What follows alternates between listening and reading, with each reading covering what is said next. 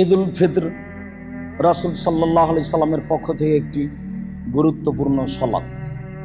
একটা নাম ঈদ উল ফিতর আর একটা নাম ঈদ উল আজহা। আজহা বলতে কুরবানি, কুরবানির খুশি, আর ফিতর বলতে ফেতরা, ইফতার, সিয়াম শেষ, তারই খুশি। ঈদ মানে খুশি। আবু সাঈদ খুদরি রাদিয়াল্লাহু তাআলা আনহু বলেন, কানান নবী সাল্লাল্লাহু আলাইহি সাল্লাম ইখরুজু ইয়াউমাল ফিতরে ওয়া ইয়াউমাল আজহা ইলাল মুসাল্লা। আল্লাহর নবী ঈদুল আজহার দিন, ঈদুল ফিতরের দিন ঈদের মাঠে যেতেন। ফাউয়াল শাইইন ইয়াবদা বিহি সালাত, ঈদের মাঠে গিয়ে তিনি প্রথমে সালাত আদায় করতেন। বক্তব্য চলবে না, কোনো কথা চলবে না। আপনারা বলেন আল্লাহু আকবার, আল্লাহু আকবার, লা ইলাহা ইল্লাল্লাহ, আল্লাহু আকবার, আল্লাহু আকবার, ওয়ালিল্লাহিল হামদ, এইটা বলতে বলা যাবে না। এটা যদি কেউ বলতে বলে সেটাও অপরাধ। যদি শিখিয়ে দিতে হয় তাহলে এখন শিখিয়ে দিতে হবে। যদি শিখিয়ে দিতে হয় তাহলে যেদিন রমজান শেষ হয়ে গেছে সেদিন শিখিয়ে দিতে হবে। ঈদের মাঠে ঈদের সালাতের পূর্ব পর্যন্ত কেউ কোনো কথা বলতে পাবে না। এমপি মন্ত্রী কেউ বক্তব্য দিতে পাবে না, কারো কথা চলবে না। ঈদের মাঠে সর্বপ্রথম যেটা হবে সেটা হবে সালাত। সুমাইয়ান সারেফ, তারপর তিনি ঘুরে দাঁড়াতেন। ফায়াকুম মুকাবেলান নাস, মানুষের মুখামুখি হতেন। ওয়া ইয়াইজুহুম ওয়া ইউসিহুম, তাদের তিনি উপদেশ দিতেন, তাদের তিনি নাসিহাত করতেন। এখন আসলো উপদেশ আর নাসিহাত সালাতের পরে। সালাতের আগে কোনো কথা চলবে না, কোনো বক্তব্য চলবে না, কারো কোনো পরিকল্পনা চলবে না, কারো কোনো দুয়ার ঘোষণা চলবে না। সর্বপ্রথম সালাত হতে হবে, তারপরে কোনো কথা। সুম্মাতান নিসা, তারপর রাসূল সাল্লাল্লাহু আলাইহি সাল্লাম পুরুষদের সামনে বক্তব্য দেওয়ার পরে মহিলাদের কাছে যেতেন। ফাওয়াদাহুন্না ওয়া যাক্কারাহুন্না বিতাকওয়াল্লাহ, তিনি মহিলাদেরকে উপদেশ দিতেন আর আল্লাহ ভীতি হওয়ার জন্য আদেশ করতেন। ওয়া আমারা বিসাদাকা, আর মহিলাদেরকে দান করার জন্য আদেশ করতেন আর বলতেন যে আমি তোমাদেরকে বেশিরভাগ জাহান্নামে দেখলাম, জাহান্নাম থেকে বাঁচার বড় পথ হলো দান, তোমরা এই কাজটা করে নাও। ওইখানে মুখের ওপরে একজন মহিলা দাঁড়িয়ে বলেছিলেন, কেন আমরা জাহান্নামে বেশি যাব কেন? তো উত্তরে তিনি বলেছিলেন যে তোমাদের বিবেকের ক্ষতি আছে, আর তোমরা স্বামীদের অকৃতজ্ঞ, স্বামীকে মেনে চলো না, সারা জীবন স্বামী ভালো আচরণ করলে একটুতে সব উল্টে দিয়ে বসো, এইটা একটা। আর তোমাদের দিনের ক্ষতি আছে, আর তোমাদের বিবেকের ক্ষতি আছে। দিনের ক্ষতি কি? দিনের ক্ষতি ওই যে হায় ঝোলে সিয়াম পালন করতে পারো না, সালাত আদায় করো না, এটা হলো দিনের ক্ষতি। হ্যাঁ ঠিক। বিবেকের ক্ষতি কি? ওই যে পুরুষ একজন সাক্ষী, তখন তোমরা দুইজন সাক্ষী, দুইজন সমানে একজন পুরুষ। আচ্ছা ঠিক আছে, ঠিকই তো, আল্লাহ এভাবেই করেছেন, তাহলে আর বলার কি আছে? রাসূল সাল্লাল্লাহু আলাইহি সাল্লাম এভাবেই বলবেন। ঈদ উল ফিতরের জন্য আজকের জুমার খুতবায় জরুরি কয়েকটি কথা।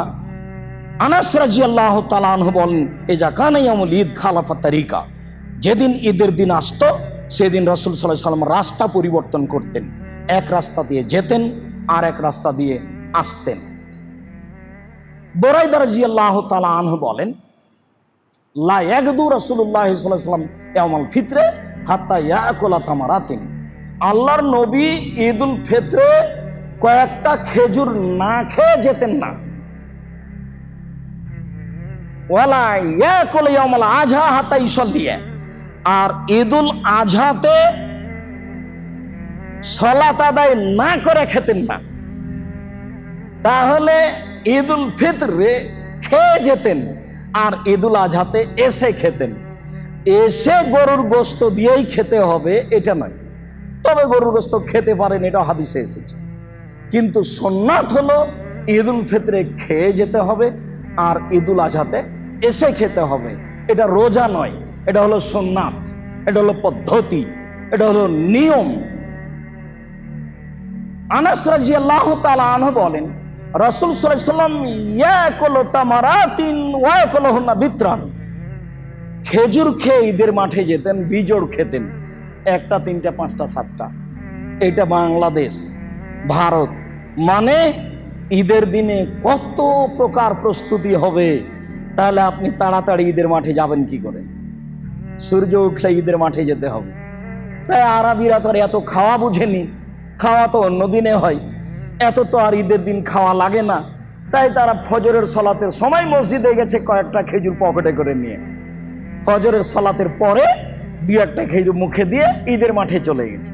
মসজিদে নববীর উপর দিয়ে হেঁটে 500 গজ দূরে গিয়ে ফাঁকা জায়গায় ঈদের সলাত আদায় করতে হবে। কাজেই ঈদের সলাত ঘেরা হারাম, ঈদের সলাতে বাঁশ দিয়ে সামিয়ানা দেওয়া হারাম, না যায় নোংরাম। টাকা থাকলে ফকির পাওয়া যায় না, ভিক্ষুক পাওয়া যায় না দেশে। ঈদের মাঠ সাজাতে হবে। ঈদের মাঠ সাজানো হারাম, ইটের মাঠ সাজানো কাবিরা গুনাহ। ঈদের মাঠ সাজানো হারাম, বাঁশ দিয়ে হোক, সামিয়ানা দিয়ে হোক, ফুল দিয়ে হোক, আরো কিছু দিয়ে হোক, একেবারেই ফাঁকা থাকবে। দখলের জন্য প্রাচীর দিতে পারে হালকা করে, তবুও বলতে হবে দখলের জন্য দিয়েছে। সেখানে ইমামের জায়গা করা যাবে না, সেখানে ইমামের জায়গা পাকা করা যাবে না। পৃথিবীতে 3টা মসজিদ সবচেয়ে দামি, তার একটা হলো মসজিদে নববী। পৃথিবীর যে কোনো মসজিদে 2 রাকাত সালাত আদায় করলে জানে কি হবে? মসজিদে নববীতে 2 রাকাত সালাত আদায় করলে তার চেয়ে 1000 গুণ বেশি নেকি হবে। বাইতুল মুকাদ্দাসে 2 রাকাত সালাত আদায় করলে জানে কি হবে? অন্য মসজিদে জানে কি হবে? তার 1000 গুণ বেশি নেকি হবে বাইতুল মুকাদ্দাসে 2 রাকাত সালাত আদায় করলে। আর হারামে কাবা ঘরে সালাত আদায় করলে 1 লক্ষ গুণ বেশি নেকি হবে, আরো বেশি। ওটা কাবা ঘর, কাবা ঘরে 24 ঘন্টা সালাত চলে, কোনো মানা নাই। আর জুমার দিনে সূর্য ওঠার পর থেকে নিয়ে জুমার খুতবার আজান পর্যন্ত সালাত চলবে, যে যত রাকাত পারে। লাইলাতুল কাদরেও চলে না এত। লাইলাতুল কাদরে আপনি 8 রাকাতের বেশি সালাত আদায় করতে পাবেন না, রাত যতই দামি হোক। পড়ার অনুমতি নেই। তো বেশি সালাত আদায় করার অনুমতি কবে আছে? জুমার দিন। আজ সূর্য ওঠার পর থেকে নিয়ে মসজিদে ঢুকে চলবে সালাত, 1000 রাকাত হোক না কেন। মুয়াজ্জিনের আজান পর্যন্ত চলবে, রাসূল সাল্লাল্লাহু আলাইহি সাল্লামের খোলা অনুমতি। তিনি বললেন তোমরা সালাত আদায় করতে থাকো যা তোমার সহজ সম্ভব হয়। জুমার দিন খুব দামি দিন, তবু সূর্য ওঠার পর থেকে নিয়ে জুমার আজান পর্যন্ত। বলছিলাম রাসূল সাল্লাল্লাহু আলাইহি সাল্লাম মসজিদে নববীর উপর দিয়ে হেঁটে 500 গজ দূরে গিয়ে ফাঁকা জায়গায় ঈদের সালাত আদায় করলেন। মানে ফাঁকা জায়গায় খোলা মাঠে ঈদের সালাত আদায় করতে হবে। যেহেতু সালাত আদায় করলেন, কাজে সেটা সালাতের জায়গা, সেটার জন্য ভিন্ন একটা ঘোষণা থাকতে হবে, এটা সালাতের জায়গা। ফেতরা বের করে আসবেন, তবে 1 দিন আগে 2 দিন আগে ফেতরা বের করা যায়। ফেতরা বের করব কখন, বন্টন করব কখন? বের করব ঈদের দিন মাঠে যাওয়ার পূর্বে, তবে 1 দিন আগে 2 দিন আগে বের করতেও পারি। বন্টন হাতে হাতে করেন, বন্টন 2 দিন পরে করেন।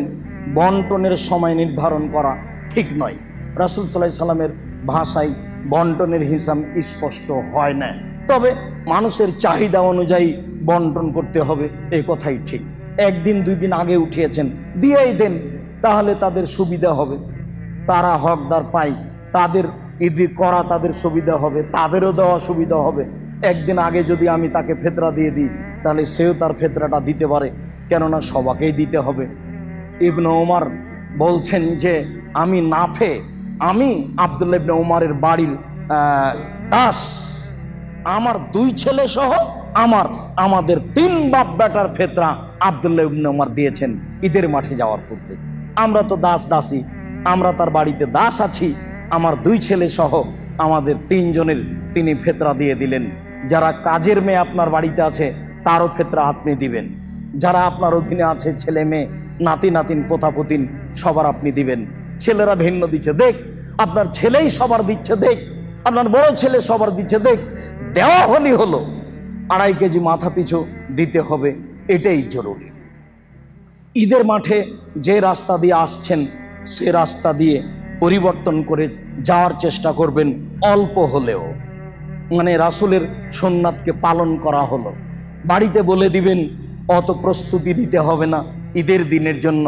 থাক, চলো ইফতার করতাম খেজুর দিয়ে, খেজুর খেয়ে তুমিও চলো আমিও যাই, এসে রান্না বান্না করতে হবে, কত পারা যায়। এত রান্নার প্রস্তুতি যদি নেন তাহলে ওই ঈদের মাঠে যাবে কি করে? ওকে তো রান্না করা লাগে, যার কারণে আমাদের দেশের মহিলারা ঈদের মাঠে ভালোভাবে যেতে পারে না, আবার ব্যবস্থাও নেই। উম্মু আতিয়া রাদিয়াল্লাহু তাআলা আনহা বলেন, উমিরনা নুখরিজাল হুইয়াজ ইয়াউমাল ঈদাই আযাওয়াতিল খুদুরে, আমাদের মহিলাদেরকে ঈদের মাঠে যাওয়ার জন্য আদেশ করে দেওয়া হলো। আদেশে বলা হলো যারা যুবতী মেয়ে তারাও যাবে।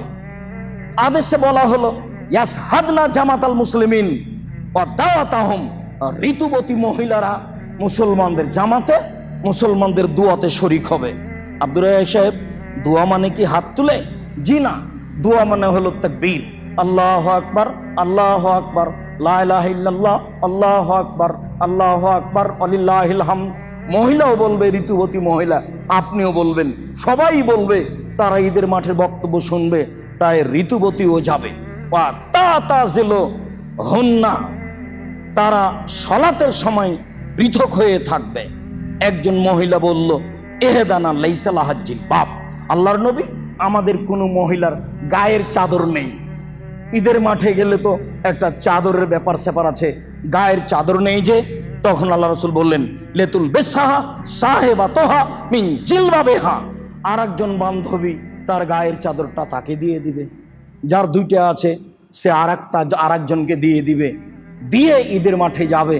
তাহলে মহিলারা ঈদের মাঠে যেতে বাধ্য। যদি ঈদের মাঠে মহিলাদের জায়গা না থাকে তাহলে ওরা রাস্তায় দাঁড়িয়ে যাবে, না হয় জমিতে দাঁড়িয়ে যাবে। যাওয়া উচিত, যেতেই হবে। রাজশাহী চাঁপাইনবাবগঞ্জের লোকেরা এই হাদিস জানে, কিন্তু ঈদের মাঠে ব্যবস্থা করেনি। তাদের মহিলারা জুমা মসজিদে মহিলার ইমামতিতে ঈদের সালাত আদায় করে আসছে শত বছর থেকে, অথচ তা বিদআত, তা নাজায়েজ, তা হারাম। মহিলাদের ইমামতিতে ঈদের সালাত চলবে না, মহিলাদের ইমামতিতে জুমার সালাত চলবে না। যাতে খুতবা আছে, বক্তব্য আছে, সেখানে মহিলা নেই, কাজেই মহিলাদের ইমামতিতে ঈদের সালাত চলে না, মহিলাদের ইমামতিতে জুমার সালাত চলে না। তারাকে ঈদের মাঠে যেতেই হবে পুরুষের অধীনে যে কোনো মূল্যে। জুমা মসজিদে তাদের আসা ভালো, আসতে বাধ্য নয়। 5 ওয়াক্ত সালাত বাড়িতে ভালো, 5 ওয়াক্ত সালাত বাড়িতে ভালো, জুমা মসজিদে আসা ভালো, ঈদের মাঠে আসতে বাধ্য, আসবেই যে কোনো মূল্যে। সম্মানিত মসজিদের